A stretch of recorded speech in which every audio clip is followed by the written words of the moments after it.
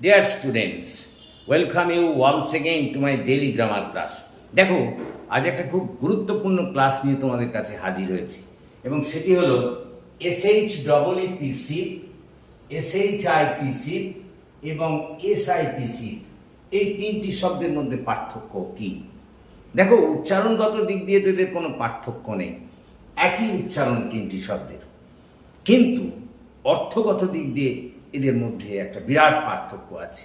আর যেহেতু উচ্চারণগত দিক দিয়ে কোনো পার্থক্য নেই, সেই কারণে এই তিনটি শব্দকে কেন্দ্র করে তোমাদের প্রায়শই কনফিউশন দেখা দেয়। কোথায় কোনটি ব্যবহার করতে হবে তোমরা বুঝতে পারো না। আজকের পর থেকে আর এই সমস্যা দেখা দেবে না। দেখো, আমরা যখন বলি SHEEPC, এই শব্দটির অর্থ হলো ভেড়া, এক জাতীয় তৃণভোজী প্রাণী, ছাগলের মতো দেখতে, তোমরা দেখেছো। ভেড়া যাই হলো, তার বানান হলো SHEEP। এটি একটি নাউন। আমি একটা উদাহরণ এখানে দিয়েছি, দেখো। Some people eat the flesh of sheep, কিছু কিছু মানুষ তারা ভেড়ার মাংস খায়। এখানে এই যে SHEEP, শিপ, এর অর্থ হলো ভেড়া, এটি একটি নাউন। পরে দেখো, আমি লিখেছি SHIPC, এই শব্দটির অর্থ হলো জাহাজ, এটিও একটি নাউন। এবং দেখো, আমি একটি উদাহরণ দিয়েছি, we use ship for making trade through waterways, আমরা জলপথে বাণিজ্যের জন্য জাহাজকে ব্যবহার করি। এখানে SHIPC শব্দের অর্থ হলো জাহাজ এবং এটি একটি নাউন।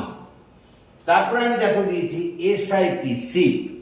দেখো, এই শব্দটির অর্থ হলো চুমুক বা চুমুক দেয়া। এটি নাউন এবং ভার্ব উভয় অর্থেই ব্যবহৃত হতে পারে। শিপ যখন নাউন অর্থে, SIPC যখন নাউন অর্থে ব্যবহৃত হয় তখন তার অর্থ হলো চুমুক, আর যখন ভার্ব অর্থে তখন পান করা বা চুমুক দেওয়া।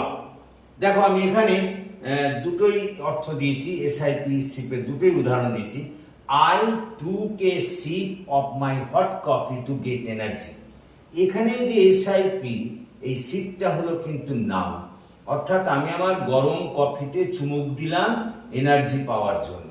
এখানে SIPC শব্দটা নাউন হিসেবে ব্যবহৃত হয়েছে। তারপরে আমরা দেখো লিখেছি everyone sips water from a glass. এই যে এখানে SIPS, এটা কিন্তু ভার্ব হিসেবে এখানে ব্যবহৃত হয়েছে। এর অর্থ হলো প্রত্যেকেই গ্লাসে চুমুক দিয়ে জল খায়।